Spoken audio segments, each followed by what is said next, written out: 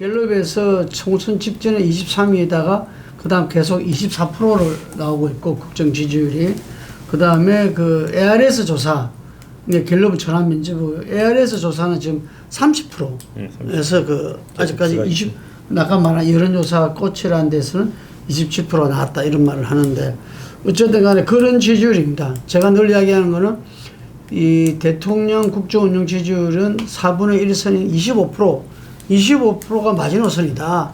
거기 넘어가면 레임덕이 왔다고 봐야 된다 이런 거고 실제로 10%대로 떨어지게 되면은 극단적인 대책을 내놔야 되지 않나 뭐 그런 차원에서 장 소장님 이야기하신 본인이 뭐 개헌이라든지 뭐 여러 문제를 갖다가 그때는 좀 이렇게 가시화시킬 가능성이 높다 뭐 이런 말씀이신 것 같은데 어쨌든 윤 대통령의 최근 지지율과 함께 이 우리가 총선 이후의 변화 뭐 제가 그 말로는 혹시나 했는데 역시나였다 이러는데 완전히 마이웨이다 하는 게 좀 중평 아닌가 싶은데 어떻게 보십니까? 네, 마이웨이죠.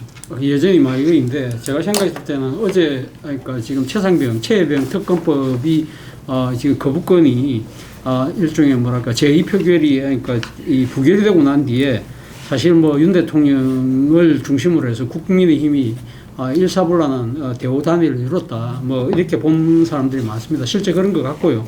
근데 문제는 지금 그거는 어제 했던 것은 21대 국회고 22대 국회는 이제 구성원들도 바뀐다는 거죠. 그렇다고 한다면 그러니까 108명이라는 숫자 자체가 일단 줄어드는 것이고요. 그렇기 때문에 지금 모든 언론들이 대통령 위기가 유예됐다고 보거든요. 유예됐다고 봅니다. 유예된 대통령 위기라고 보는데 실제 저는 뭐 이 대통령 위기는 계속적으로 지속되고 있고 좀 더 정복될 가능성이 좀 상당히 높다고 봅니다.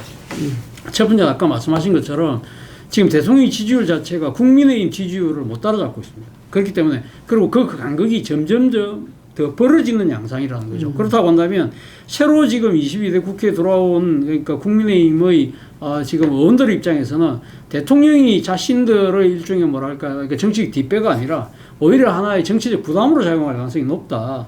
그렇다고 한다면 이것이 나아가서는 지방선거, 더 나아가서는 그러니까 정권제 창조를 못 갖고 올 수 있고 더 나아가서 궁극적으로 자신의 정치적 생명을 위협하게 될 거라고 생각한다면 사실은 지금 여권 일각에서는 뭐 대통령이 뭐 한동훈이 되면 뭐 탈당하겠다가 아니라 저는 뭐 어떻게 보면 출당이야기까지 놓을 가능성도 배제할 수 없다는 것인데 지금 이 여권의 기류와 관련해서 저는 상당히 좀 주목되는 부분이 보수 언론의 움직임입니다. 보수 언론이 소위 말하는 헤어질 결심을 윤하고 헤어질 결심을 한 것 같아요. 지금 예를 들면 가장 비판적인 부분이 그거 아닙니까? 이번에 연금개혁과 관련해서 야당이 소위 말하는 모수개혁을 이야기를 받아들였잖아요. 지금 그러니까 그 내는 돈, 이제 9%를 13% 올리겠다고 받았거든요. 그리고 받는 돈 부분에 대해서도 지금 이 여야의 차이가 45대 43%였는데 민주당이 양보를 해서 사실은 이 타협점이 34%까지 받겠다고 이야기까지 했거든요. 그럼에도 불구하고 연금개혁을 지금 추진해야 될 집권 세력이 오히려 발을 빼버렸다는 겁니다. 그리고 사실 연금개혁 크기 내에서도 합의된 부분이 이게 지금 내는 돈 14%, 보험료율 13%가 소득대체율 44% 이렇게 하면서 합의가 될 것처럼 이야기했는데 갑자기 발을 뺐어요. 이게 소위 말하는 구조개혁을 같이 해야 된다. 라는 식으로 이야기하면서 여기에 대해서 보수 언론들이 이게 뭐 하는 짓이냐 강하게 지금 비판하고 있거든요. 도대체 그러면 지금 어렵게 첫바닥을 내리려갖고 첫 단추를 깨야 되는데 이걸 갖다가 안 하는 이유는 뭐냐. 결국은 대통령이 마지막 본회의에서 연금개혁을 처리하려고 하면 이 지금 최혜병 특검법에 대해서 여당의 이 대오단이라를 만드는데 명분도 없고 약해지는 거 아니냐. 그런 식으로 해서 자기 살려고 이 국가적인 과제를 뒤로 돌렸다. 그것까지 지금 의심하고 있는 상황이거든요. 그리고 또 특히 대통령 인사와 관련해서도 상당히 지금 비판적인 시각들이 많지 않습니까? 뭐 사실은 지금 지금 인선이 이루어지고 새로 하나 인적쇄신이 이루어지고 있는 곳이 대통령실인데 대통령실 전반적으로 낙천자 아니면 낙선자다. 그러니까 소위 말하는 낙선자 집합소를 만들고 있는데 그 중에서 진짜 말이 안 되는 인사가 정호성 아닙니까?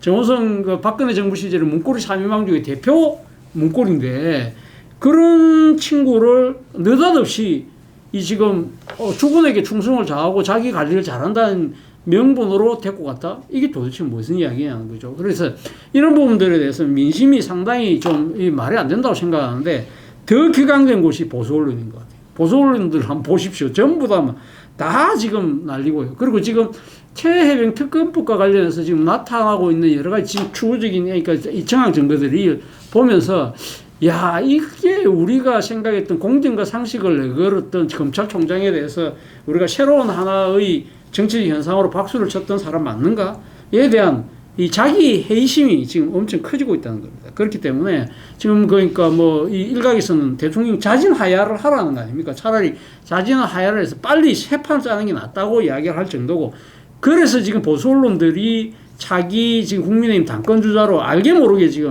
한동훈을 미는 이유도 저는 거기 있다고 봅니다.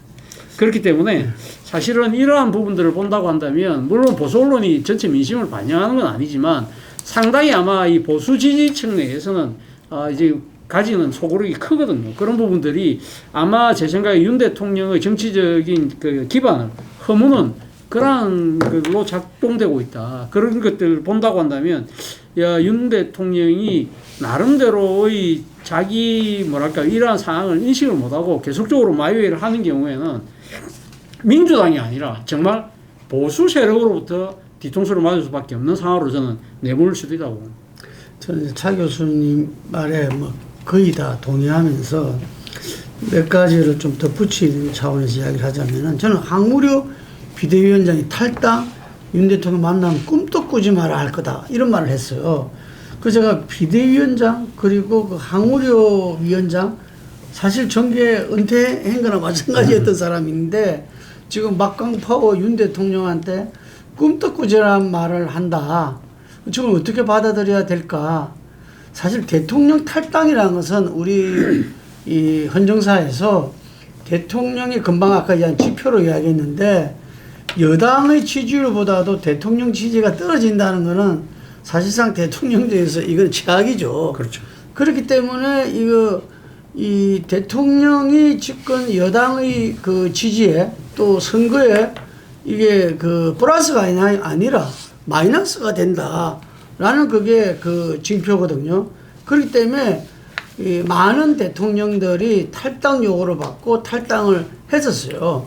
뭐 우리가 선명하게 드러나는 게 그 YS가 김영삼 대통령 때 이해창 당대표가 김영삼 모형을 놔놓고 했죠. 이렇게 패고 하면서 탈당을 촉구했고 뭐 김대중 대통령도 탈당했어요. 예를 들면은 그 노무현 대통령도 그 사실 탈당을 했던 거고 노태우도 탈당했어요. 노태우 대통령도 탈당을 했던 거고 다만 이명박 대통령은 박근혜 대통령이랑 서로 밀약을 했다. 해서 탈당을 하지 않았어요. 이게 뭐 그런 거와 같이 어쩌면 우리 헌정사에서 대통령 임기 마지막에 탈당하는 거는 굉장히 많이 봐온 자연스러운 흐름이었고 또 그때 대통령들이 전부 다 역사적으로 불행한 대통령이었고 지지율이 전부 다 금방 말씀드린 마지막에는 거의 다 20% 초반에서 10%까지 내려가는 이런 상황 속이었기 때문에 대통령 탈당은 우리 국민들한테는 그렇게 부자연스러운 일이 아닙니다. 이게. 그런데 황우려 비대위원장이 꿈도 꾸지 마라 이야기를 한 거는 저거는 오히려 더 오바다. 그 오바란 것은 뭐냐면은 상당히 그 부분에 대한 불안감이 지금 엄습하고 있구나. 이걸 알 수 있는 거고 또 하나 그럼 연금 계획에 대해서 이야기했는데 연금개혁 9에서 13%는 그 쉽게 서로 국회 연금특위에서 여야가 합의를 했어요. 그러면서 어떤 이 소득 보정률을 해서 가지고 40대 45에서 40대 50 뭐 이랬다가 43대 45로 되고 결렬이 됐잖아요. 그러면서 44로 유경준 그 국힘 연금특위 간사가 본인이 44를 제안했고 그 부분에 대해서 영수회담까지 이재명 대표가 제안했다가 44를 받았어요. 그런데 이제는 구조개혁이 같이 가야 된다. 이 막중한 연금개혁을 갖다가 섣불리 할 수 없다. 그러니까 22대 국회에서 처음부터 다시 찬찬해야 된다. 이 논리를 설득, 이해하고 동의하는 국민들이 누가 있겠습니까? 왜냐하면 그 전부터 이 국민들이 공론화위원회를 통해서 TV를 통해서 반영되면서 우리나라 연금 개혁이 지금 17년간이나 지체되어 왔다. 그래서 지금 한 발짝이라도 빨리 스타트를 끊어야 된다. 이게 국민들한테 더 내고 이렇게 덜 받는 어떤 또 더 내고 더 받는 이 방안에서 핵심은 더 내야 된다는 것은 누구나 다 동의한 거고 이게부터 일단 출발해야 된다. 다 동의했던 건데 그건 이미 여야가 13% 일단 합의를 했어요. 뭐 제가 연금 전문가한테 들으니까 이 모수 그 계획 차원에서는 더 내는 거하고 받는 거가 한 1대2 정도 되는 게 바람직하다고 그 들었는데 어쨌든 지금 13% 했으니까 이거는 누가 보더라도 여당 쪽, 야당 쪽 전문가 뭐 그 당시 국민들 모두가 이거는 빨리 지금 현재 어쨌든 현재 우리 보험료율을 높이는 것은 스타트해야 된다. 이 국민적 동의가 있는데 이걸 갖다가 갑자기 그러니까 그 나경원 의원 같은 경우도 지금 이번에 빨리 합의하는 것은 지 개인 소신이다. 요거는 안 바꿨어요. 그리고 이 부분에 대해서는 공박도 안 해요. 왜냐하면 지금 연금개혁에 이게서 다른 말 하면 자기들 정치적 기록이 되는 겁니다. 이거는 역사가 되는 거고. 그래서 이거는 이 국민들이 바라볼 때 이건 대통령의 어떤 어깃장이다. 이래 볼 수밖에 없고 그 원인을 따져보니까 지난 영수회담 때 연금개혁은 다음 국회에서 이런 말을 했고 이번에 차 교수님이 정확하게 이야기해 주셨는데 이 최상병 특검제 재의결 투표를 할 때 연금개혁을 같이 해버리면 이게 단일화 대우에 혼선이 온다. 혼란이 오기 때문에 그게 불안하다.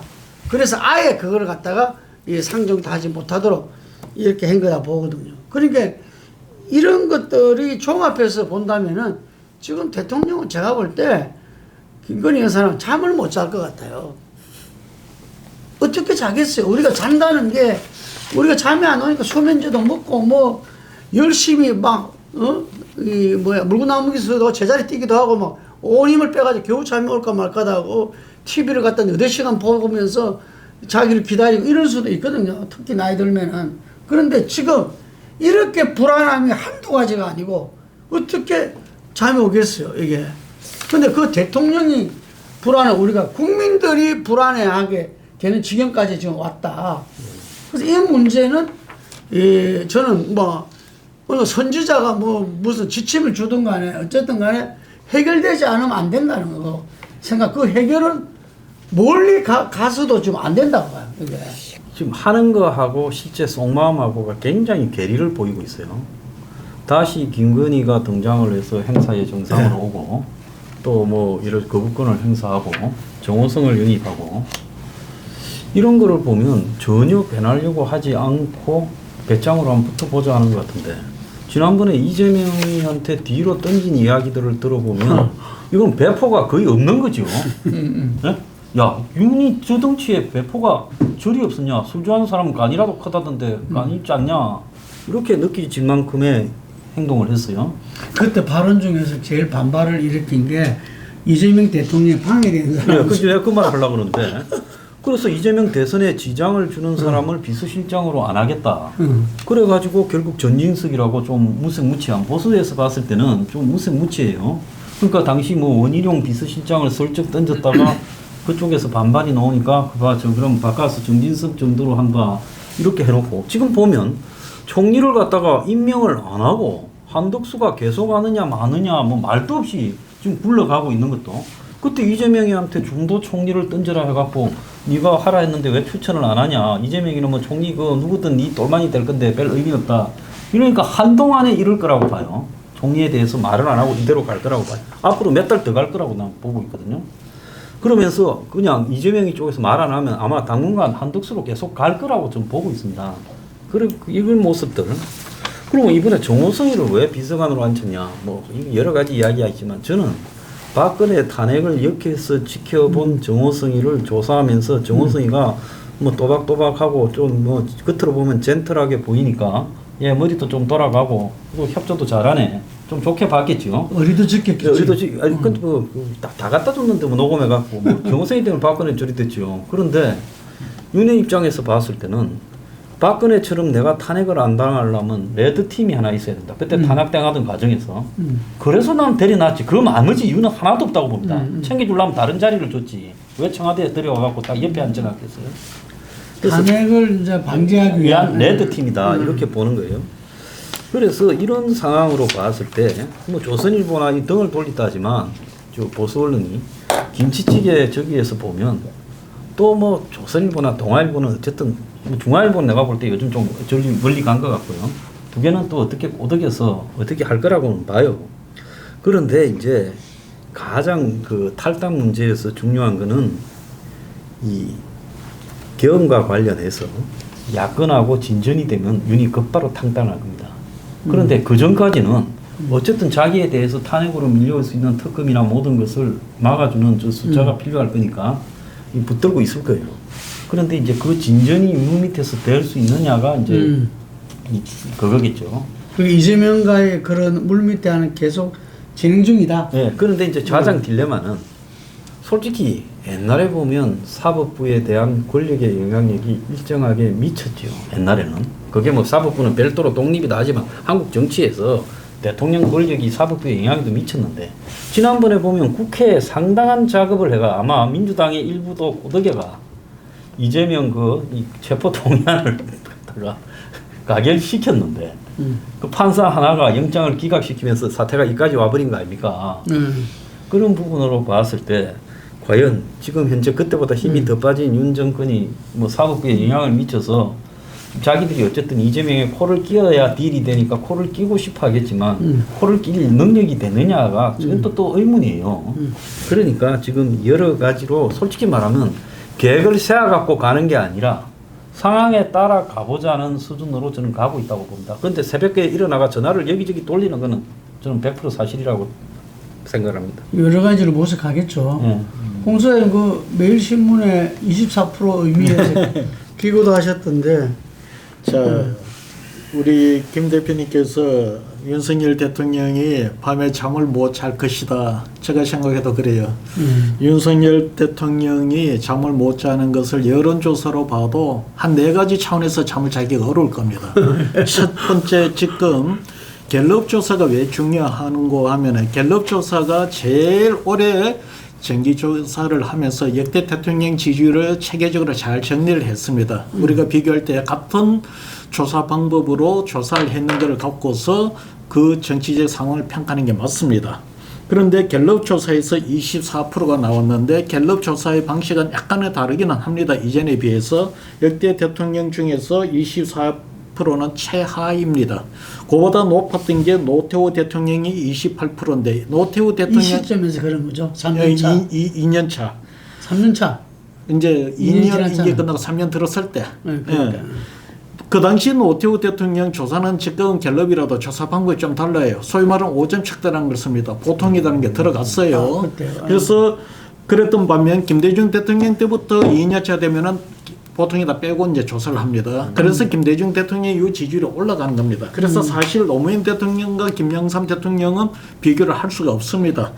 그래 놓고 보면은 김대중 대통령부터 지금까지 놓고 본다면은 이 윤석열 대통령보다도 더 고다음 낮았던 게 누가면은 이 11% 나왔는 노무현 대통령, 33%의 노무현 대통령, 그 다음 33%의 박근혜 대통령. 반면 거기에 비해서 이 윤석열 대통령은 24%, 9%포인트는 낮습니다. 굉장히 낮다는 거고. 두 번째는 지지율도 또 성격의 문제예요. 지금 보면 윤석열 대통령의 지지율은 대구 경북, 영남 중에서도 대구 경북에 국한되어 있고 연령으로 봐서도 65세, 70세에 국한이 되어 있고 보수도 지금 보수에 국한되어 있는데 문제는 TK 보수 고연령층에서조차도 부정적 평가가 긍정 평가보다 더 많다는 겁니다. 그러니까 편할 수가 없죠. 그건 무슨 하면 핵심 지지층이 지금 무너지고 있다는 겁니다. 세 번째는 뭐가면은 이 과정에 되고 대통령 지지율이 정당 지지율보다도 더 낮아져 버렸습니다. 대통령 지지율은 절대평가고 정당 지지율은 상대평가예요. 시험으로 따지면은 대통령 지지율이 정당 지지율보다 더 쉬운 평가예요. 그러니까 이게 더 높아야 정상입니다. 그런데 더 지지율 나오기가 쉬운 대통령 지지율이 어려운 정당 지지율보다 낮아 버렸어요. 그럼 무슨 이야기냐면은 당의 장악력이 어려워진다는 겁니다. 마지막으로 참 못 이룰 수밖에 없는 것이 뭐가면은 현재 핵심 지지층이 고연령이에요. 일 1년에 제가 볼 때는 뭐 숫자를 확인 안 해봐서 모르겠습니다만은 한 40만 명 이상 뭐 그 연령층에서 돌아가실 거예요. 지금은 저기 유권자 기준으로 놓고 보면 1%가 그냥 돌아가시는 거예요. 그냥 현재 24%도 그냥 가만히 있으면 1년에 한 1%씩 떨어지는 겁니다. 자, 그렇게 되면은 이게 지금 현재 상태에서 20% 초반인데 이게 지지율이 자연 하락을 감으면 더더욱 우려가 되죠. 제가 볼 때 갤럽 조사의 이 지표로 놓고 본다면은 한 25%를 기준으로 해서 20% 후반이면 그나마 버텨내는데 20% 초반으로 가면은 이제 버티기 어려집니다. 이건 무슨 이야기냐면은 저기 그 레임도 초입 단계로 접어든다고 봐요. 그리고 내가 볼 때는 20% 이하 19%대로 들어가면은 이제 사실상 레임덕으로 들어가는 그런 모습이라는 거죠. 지금도 보면은 24%가 긍정평가고 부정평가가 67%예요. 67%인데 이거는 뭐냐면은 24 곱하기 3을 하면은 72%예요. 3배 가까이가 부정평가가 많다는 거예요. 이런 상황이 되다 보니까 윤석열 대통령은 지금 상황에서 국정생신 큰 변화를 이뤄내지 않으면은 그렇게 해서 지지율을 반등을 시키지 않으면은 굉장히 어려운 정성진 국정 운영의 어려운 상황으로 와 있다. 저는 그렇게 진단하는 거고요. 이런 상황이 되고 윤석열 대통령이 이제는 정치적 결단에 지금 이런 그 정치적 상황에서 들어올 경우 과연 무제한 거기에 대해서 아니라고 하고 버틸 수 있을지에 대해서는 저도 잘 모르겠어요. 근데 지금 갤럽 조사는 잘한다 못한다만 있잖아요. 그러니까 이제 보통 다른 ARS 조사는 그 4점 척도로 해가지고 그는 매우 잘한다, 매우 못한다 이게 있지 않습니까? 예, 정도까지 나오죠. 예, 그런데 제가 1년 전부터 계속 이야기한 게 강한 부정이 50%가 계속 넘어왔다. 강한 부정이 50% 넘어왔는데 어떻게 선거를 치르려고 하느냐.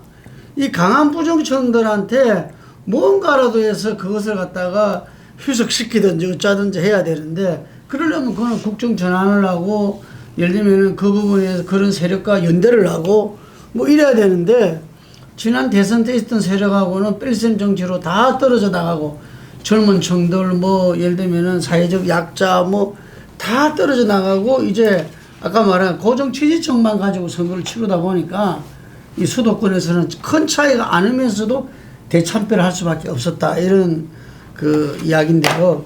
그리고 또 하나가 뭐냐면은 지금 잠 못 자는 걸 해결하기 위해서는 방법은 정말 그 국정 전환입니다. 대전환을 갖다가 혁명적인 대전환을 해야 되는데 이 부분에 대해서 아까 우리 한 소장도 이야기했지만 지금 여러 가지 검토는 다 하고 있는 것 같아요.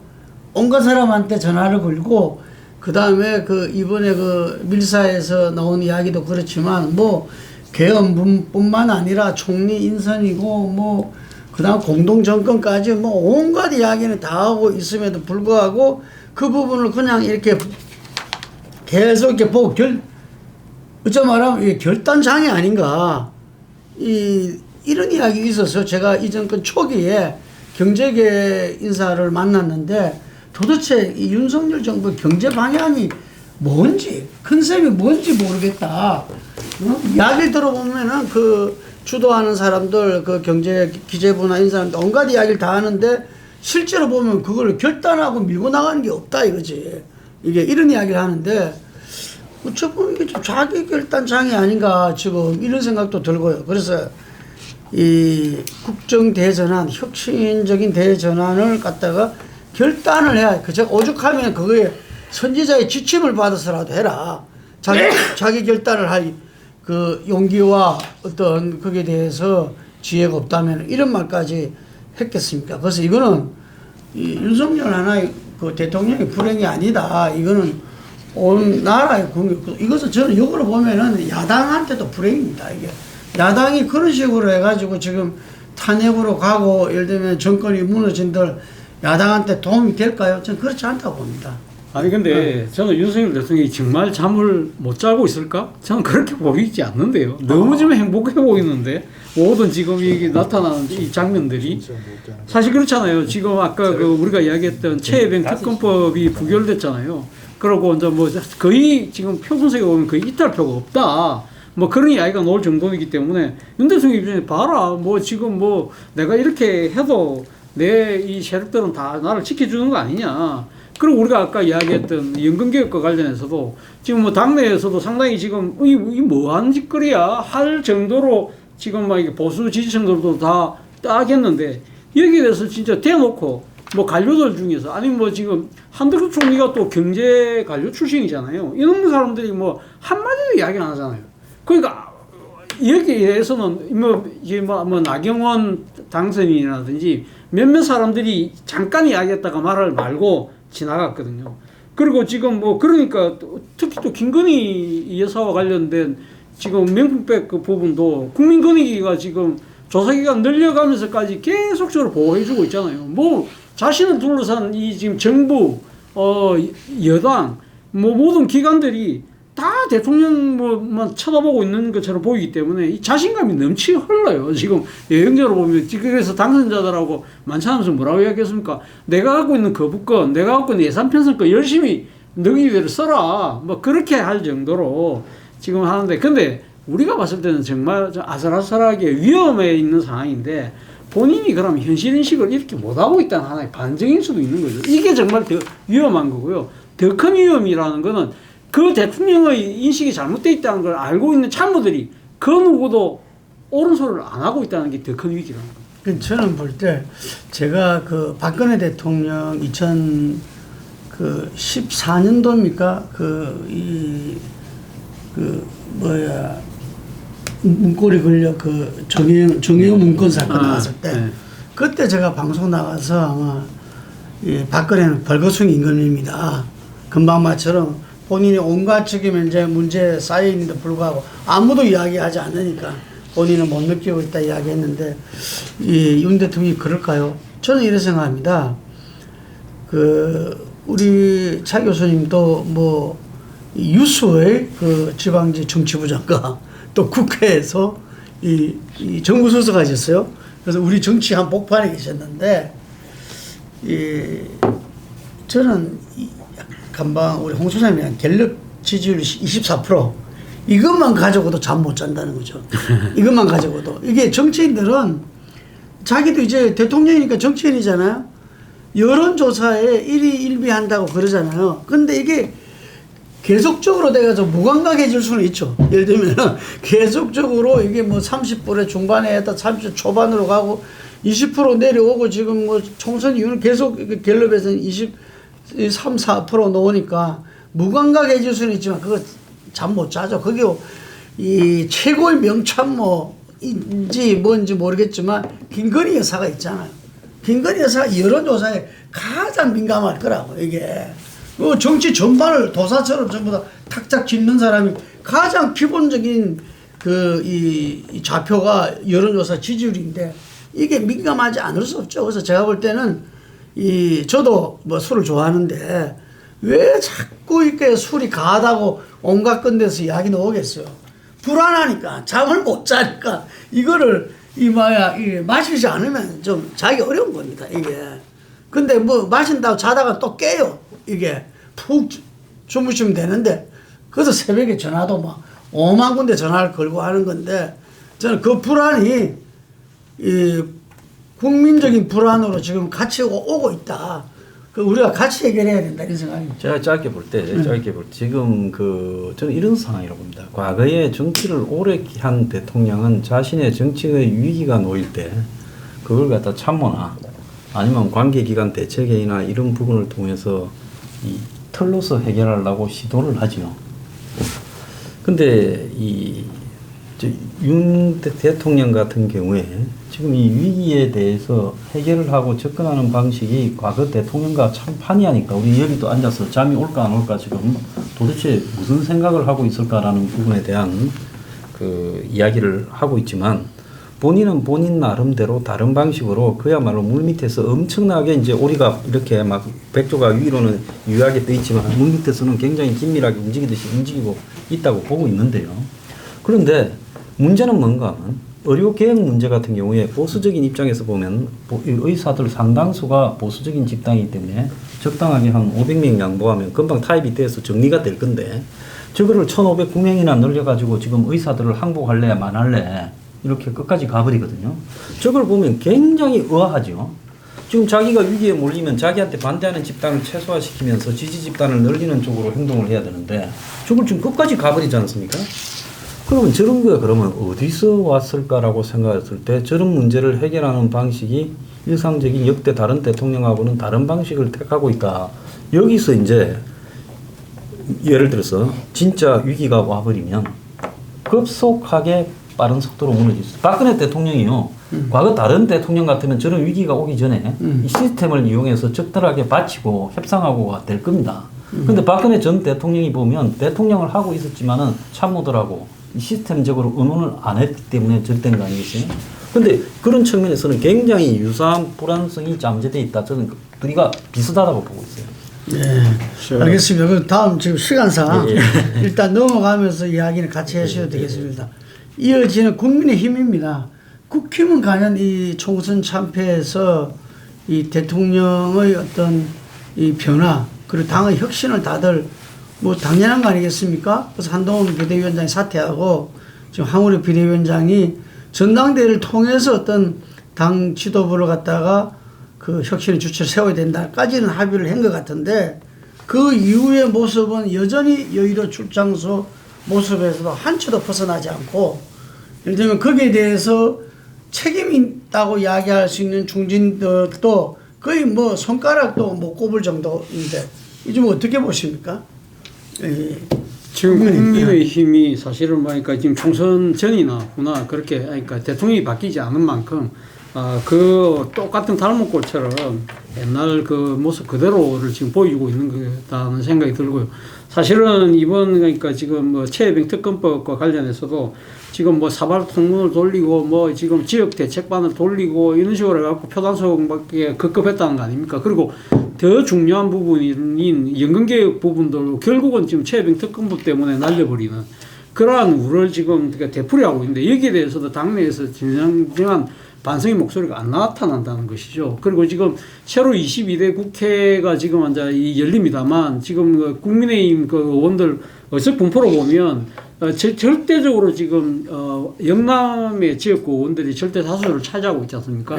이 사람들 같은 경우는 지금 사실 이 개혁적인 목소리를 단 한 명도 지금 인터뷰를 통해서 내는 걸 제가 본 적이 없습니다. 그렇다고 한다면 상당히 그러니까 지금 당내에서는 지금 22대 국회도 국민의힘이 지금 용산의 출장소처럼 갈 수밖에 없는 그런 구조로 흘러가고 있습니다만 그럼에도 불구하고 약간의 변화의 모색이 이루어지고 있는 부분은 제가 생각할 때는 한동훈이라는 변수입니다.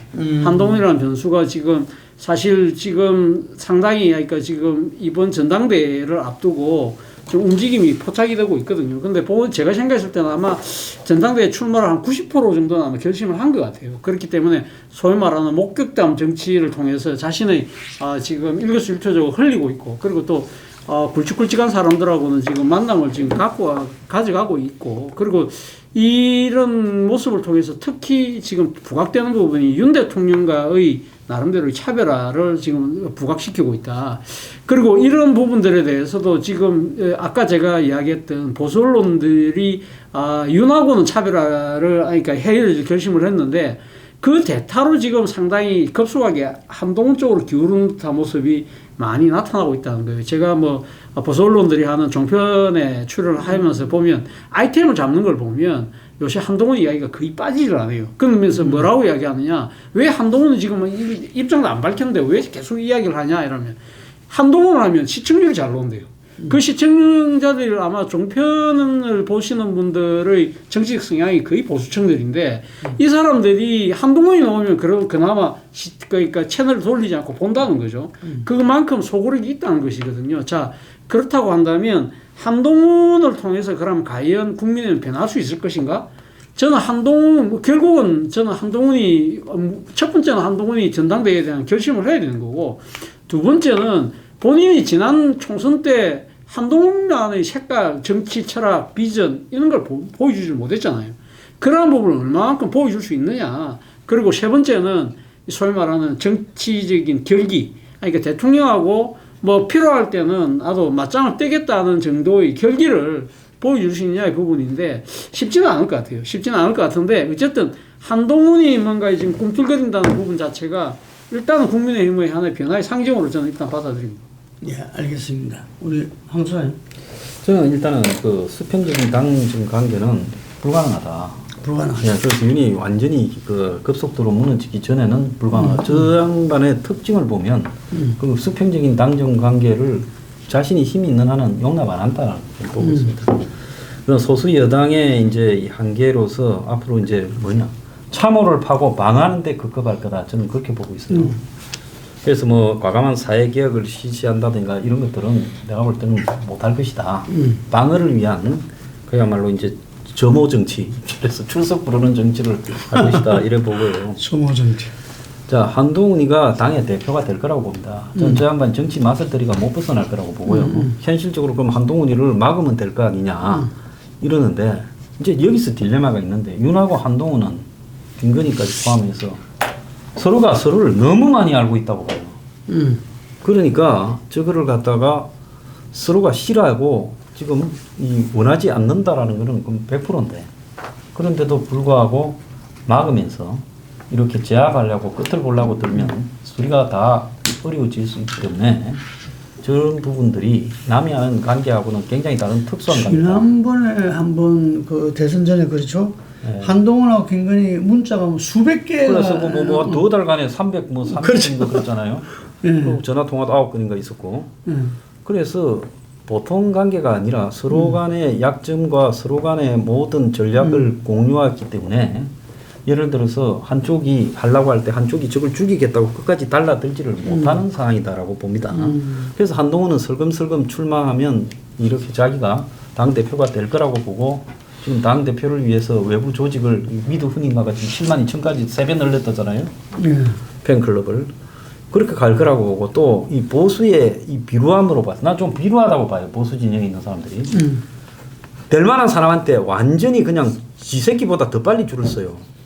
비겁을 떠나서 비루하다. 예. 그래서 지금 벌써 상당한 보수들이 한동훈이한테 줄을 서 있다고 봅니다. 왜냐하면 여론조사에서 한동훈이가 제일 많이 나오니까 딱 그 하나로요. 그렇기 때문에 선거는 하나만 하라고 나는 보고 있어요. 솔직히 말하면. 전당대회. 네, 전당대회는요. 그리고 윤석열이 그 부분을 갖다가 막겠다고 작정을 하고 나설 수도 없는 상황이라고 봐요. 둘 사이에 특수관계로 보면. 그게 중요한 이야기. 네, 그러면 이제 한동훈이가 당 대표가 되는 거는 저는 거의 기정사실이라고 보고 있습니다. 그러면 이제 그때 둘이는 또 지난번에 선거 때 그랬듯이 서로 간에 이렇게 경원시하면서도 일정한 순간까지는 서로가 이렇게 깍듯하게 하면서 말하자면 신사협정을 맺겠네. 예, 계속 그냥 또 결정적인 이해관계에 오면 이탈이 생기면서 그렇게 삐걱거리면서 가다가 어느 순간에 이제 완전히 깨지는 순간이 오겠죠. 그럴 거라 보고 있습니다.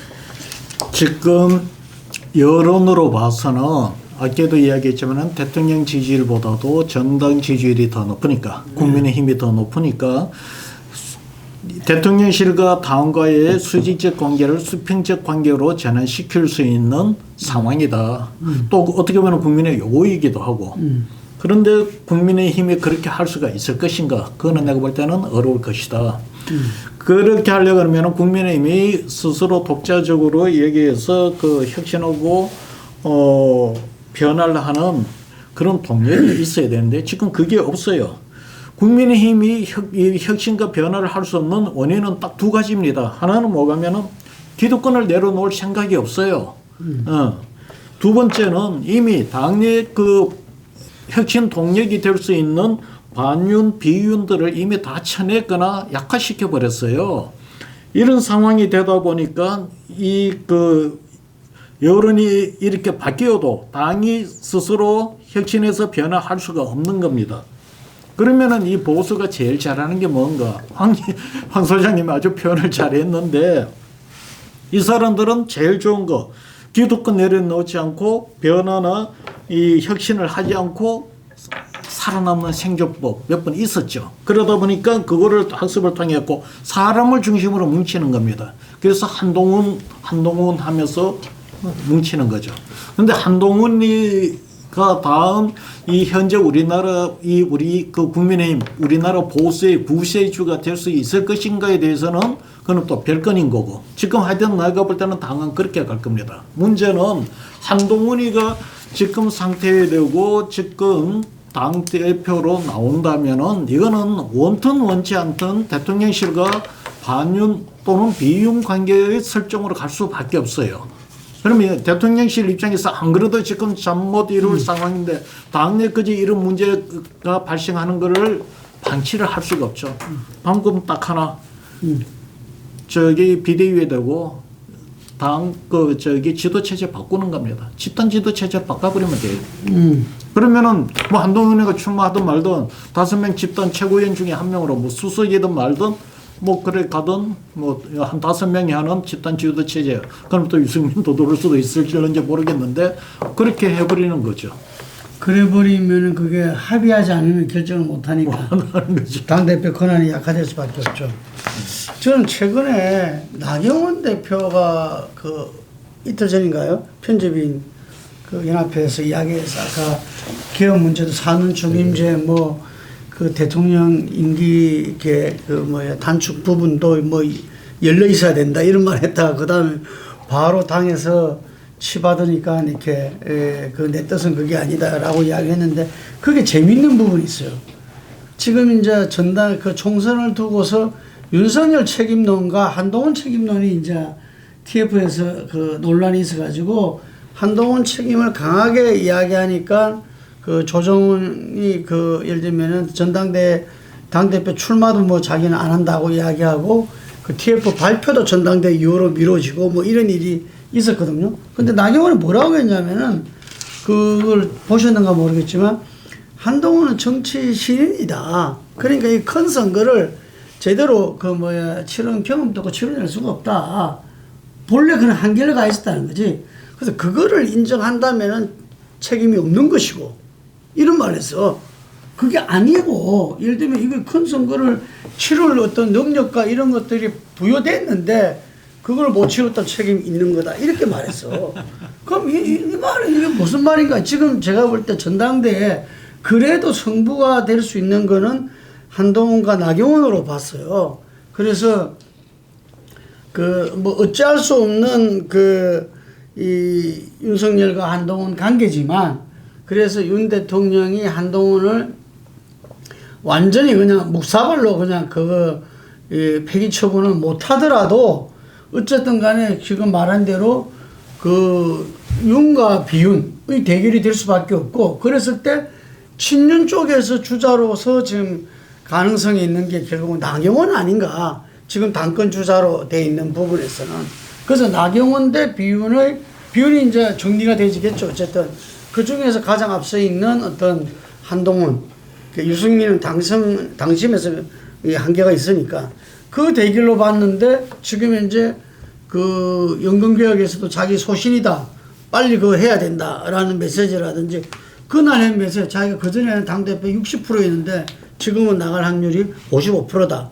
라고 이야기한 이런 모습 쪽에서 제가 그동안 알던 그 나경원 지금 당선자하고는 조금 다른 이야기들이 막 나왔어요. 그래서 어떻게 말하면 지난번에 전당대에서 당대표로 나왔을 때 정말 그 치욕스런 그 불출마를 했지 않습니까? 네, 그렇죠. 그때. 네, 청와대 압력받고. 그 끝까지 어떤 출마의 결기를 갖다가 멈추지 않았는데 그 당시에 그 저출산 부위원장이라든지 이런 부분도 그냥 정리된 게 아니라 해고 처리 되고 어쨌든 간에 그때 국힘에서는 완전히 주류로만 당해서 처음 들어오고 나서부터 이 대변인 시절부터 해서 주류로만 쭉 활동을 해온 사람인데 마치 유승민 의원 대하듯이 이준석 전 대표 대하듯이 이렇게 그냥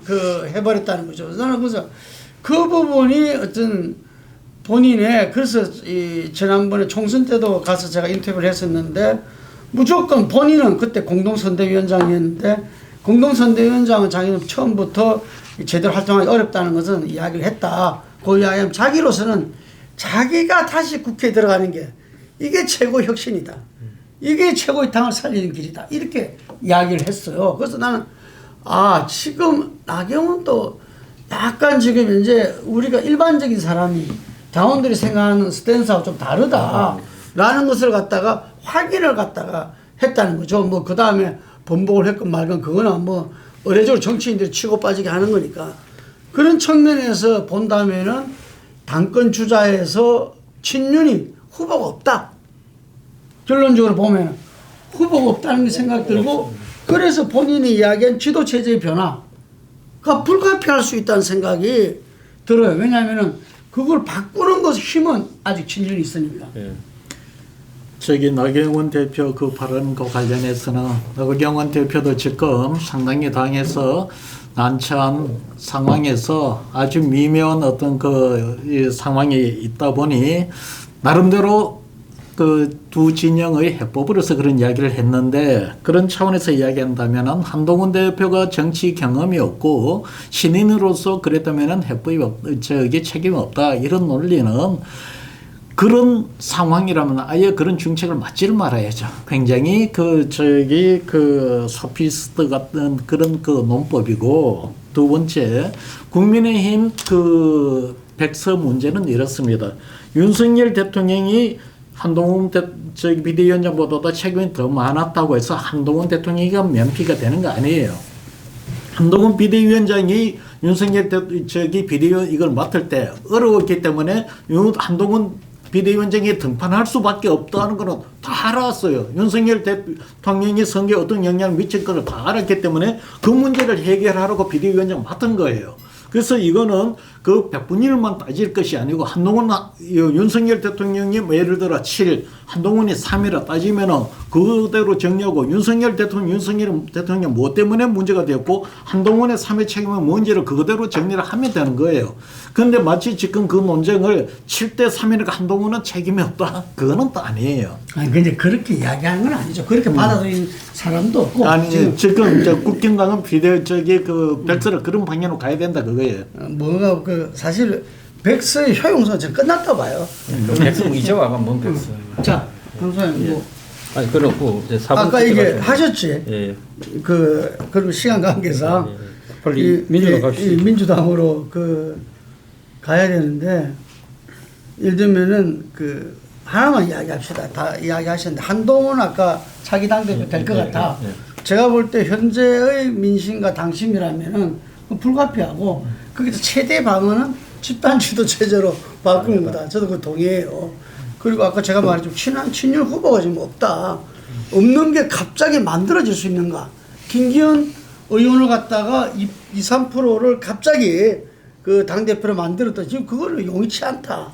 있는 사람을 이전처럼 차례차례로 찍어 누르듯이 그렇게 정리할 수도 없다 하면 집단 지도에 바꾸는 밖에 없는데 그러면 한동훈 당대표가 현실화됐을 때 그러면 국힘은 이 당정 관계의 수평적 변화라든지 예를 들면 혁신이라든지 특검법에 대한 수용이라든지 뭐 제반 민심에 기반한 국정 전환에 대통령한테 노고할 수 있는 여당으로 바뀔 것인가? 이 부분만 한번 짧게 한번 이야기를 해주시면 좋겠습니다. 일단 집단 지도 체제로 바꾸는 부분은 저는 쉽지 않을 거라고 봅니다. 쉽지 않다. 왜냐하면 집단 지도 체제가 보여줬던 상징적인 장면이 옥새 들고 나르시 하잖아요.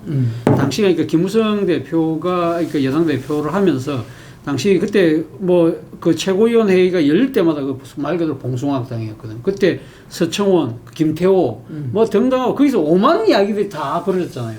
그래서 결국은 당시 당대표의 공천권을 제한하는 수밖에 없었고 거기에 대한 반발로 옥새 들고 뛰었고 그래서 그때 집권 여당이 폭망을 한 거거든요. 그래서 다시 돌아온 건데 그렇기 때문에 아마 그 트라우마가 저는 극복하기 쉽지 않다. 그렇기 때문에 저는 현재의 지금 아마 단일 대표 체제로 갈 가능성이 저는 상당히 높다고 보고 한동훈이 만약에 대표가 된다고 한다면 저는 상당한 변화는 있을 거라고 봅니다. 아까도 제가 한동훈이 된다는 것 자체가 변화라고 이야기했는데 일단 한동훈은 이렇게 긍정적인 측면에서 본다고 한다면 상당히 나름대로의 유세에 대한 감각이 탁월해요. 유세에 대한 감각. 뉴스. 그러니까 언론뿐만 아니라 이게 소위 말하는 돌아가는 데 대해서 이 나름대로의 촉을 갖고 거기를 갖고 자기 이 말로 자기 거로 만들어내는 능력. 예를 들면 이쪽에 뭐랄까요? 스핀닥터를 두고 있는 거 아닐까? 옛날에 그런 말이 있었죠. 라고 이야기할 정도로 상당히 그러니까 여론에 대해서 상당히 친화적이고 여론을 상당히 자기 쪽으로 만들어내는 능력이 탁월하다는 거예요. 그것이 그런 부분들이 있는데 그리고 또 하나의 부분은 결국 지금 윤석열의 아바타를 이제는 벗어났다는 거예요. 윤석열과의 차별화는 본인이 의도했든 안 했든 간에 지금 이번 여러 가지 국면을 거치면서 저 사람은 그러니까 윤석열의 그러니까 동지가 아니라 약간은 그 대측점에서 있는 사람처럼 이미지가 포지션이 되기 때문에 그게 상당히 도움이 될 것인데 결국은 저는 중요한 부분은 그거라고 합니다. 한동훈만의 시대정신, 비전, 철학 이런 부분들을 통해서 예를 들면 한마디로 한동훈의 시대가 열리면 어떻게 될 것이라는 부분을 딱 국민들에게 각인시켜 줄 수 있느냐는 거죠. 예를 들면 그러니까 윤석열 같은 경우는 공정과 상식, 문재인 같은 경우 사람이 먼저다.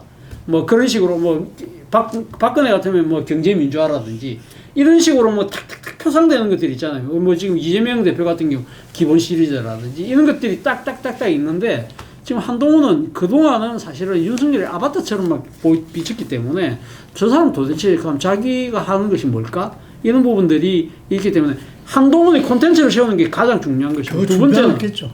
예? 준비하고 있겠죠. 근데 그게 하루아침에 되는 게 아니라 제가 볼 때 제가 한마디만 그리고 또 하나는 일단 본인은 이제 윤석열로부터 정치적으로 그러니까 독립한 것처럼 비치지만 실제 독립할 수 있느냐 지금 그러니까 이 집권 여당의 대표인데 그러니까 지금 대통령 임기가 아직 3년이나 남아 있다는 거죠.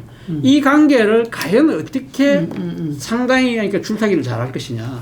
이런 정치력을 갖고 있느냐가 중요하다. 자, 제가 볼 때는 그냥 한동훈은 그냥 단순하게 윤석열의 또 다른 버전이다라고 저는 보고 있습니다. 업그레이드인지 다운그레이드인지 모르겠지만은 우리가 살아온 것도 비슷하고요.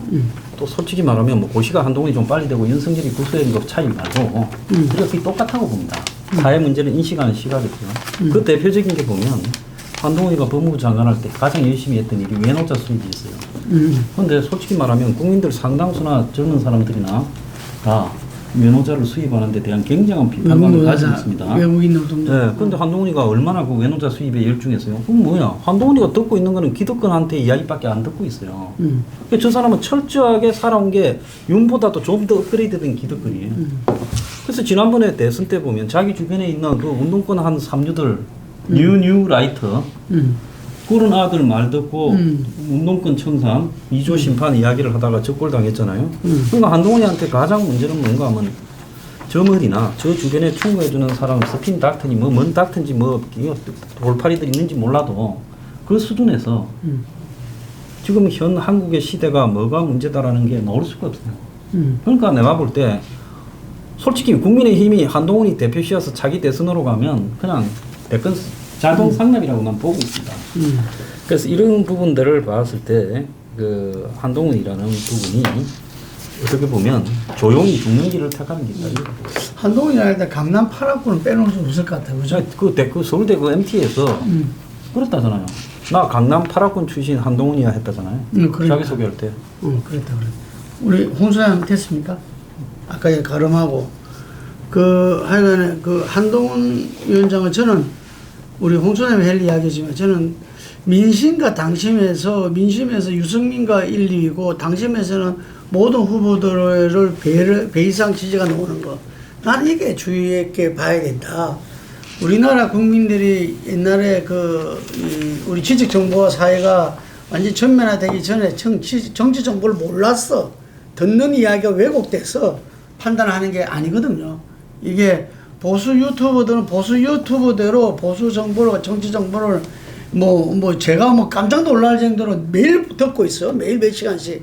이렇게 하루 종일 듣는 사람도 있어요. 이게 듣고 있고, 이 다른 분들 민심은 어떻습니까? 이게. 그래서 실시각으로 보고 있기 때문에 그 사람들이 한동훈에 대한 이 총선 대참패 이후에 금방 말씀한 한동훈이 여러 가지 한기를 누구보다도 잘 알 거고, 예를 들면은 선거 전략상 엉뚱하게 했다. 이게 왜 그 2조 심판론으로 갔느냐. 어쩌저쩌 이 누구보다도 잘 알 거고 자기의 어떤 비전을 못 제시해 줬다. 뭐 이런 부분들. 그리고 지금 현재도 보면은 세력이 없다. 뭐 이런 것도 언론에서 계속 이야기하잖아요. 다 알매도 불구하고 예를 들면 한동훈 의원에 대한 그 지지는 이준석 지지 때하고는 또 다른 것 같아요, 이게. 그래서 저는 그거는 우리들 입장에서는 좀 주의 깊게 봐야 된다. 주목할 만한 현상이다. 이렇게 보는데 본인은 굉장히 저는 치밀하게 준비하고 있다. 자기의 여러 가지 한계와 문제점은 누구보다도 잘 알 거지만 어쨌든 태생적 한계라는 게 있다. 아까 제가 좀 전에 말씀 강남 8학군이라든지 살아온 길이 윤과 크게 다르지 않다. 그리고 기득권의 어떤 테두리 속에서 그 참모진 또 다른 저는 그래서 뉴라이트라고 하는 친구들하고 함께 뭐 예를 들면 운동권 정치를 박살내는 부분에 처음에 초기 활약을 집중했잖아요. 뭐 그런 부분에서 상당히 그거는 낯선 부분들이었고 예를 들면은 이 본인의 여러 가지 그런 가능성을 갖다가 그게 부분인데 다시 등장할 때 우리 박지원 이번에 최고령 당선자께서는 최소한 특검법을 갖다가 이 기치로 내걸고는 나서야 된다. 뭐 이런 이야기를 했어요. 그래서 그 한동훈이 지금 자명을 하고서 가끔 모습을 보이는 거하고 실제로 전당대회 출마를 갖다가 이야기하면서 나올 때 그때 정치적 메시지는 상당히 궁금하고 지금 국힘이 메시지 정치도 지금 제대로 못하고 있다. 이게 금방 말한 대로 어떤 이 영남 중심 대부분 의원들인데 그분들은 당직자들의 어려지긴 하는 이야기들 외에는 거의 발언들을 하지 않으려고 하는 이런 분위기들 저는 이 실제로 여당으로서 지금 앞으로 그 생명은 당권은 저는 당권 주자들이다 봅니다. 그래서 그나마 현재 있는 한동훈, 나경원, 유승민 그리고 안철수 그리고 그 윤상현 그리고 김태우 의원까지 이런 분들이 정말 그 당에 대해서 또 나라에 대해서 정부에 대해서 대통령에 대해서 메시지를 던지면서 국힘이 어떤 혁신과 변화의 길로 나가고 전당대가 그 장이 되지 않으면은 뭐 홍준표 이 대구시장 말 맞다나 깨지고 새로 시작하는 게 오히려 보수 정치 세력한테는 맞다고도 보여집니다.